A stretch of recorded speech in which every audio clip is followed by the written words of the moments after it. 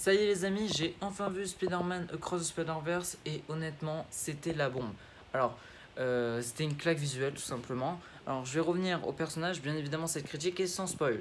Donc, Miles Morales, comme dans le premier opus, il est incroyable. Il y a aussi Gwen Stacy, qui a d'ailleurs pris un peu plus d'importance dans ce film. Alors, il y a un antagoniste, Miguel O'Hara, qui cette fois joue un Spider-Man du futur, qui gère le multivers. Il est aussi incroyable comme antagoniste, j'ai trouvé vraiment super du début à la fin. Il y a aussi dans le multivers, alors même si je peux pas trop vous en parler, mais je peux vous dire qu'il y a des apparitions surprises, des trucs dont on s'y attend pas du tout.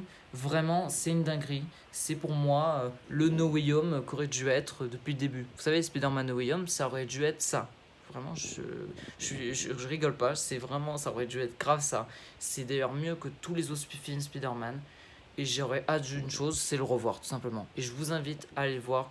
Vraiment, ne ratez pas cette claque visuelle.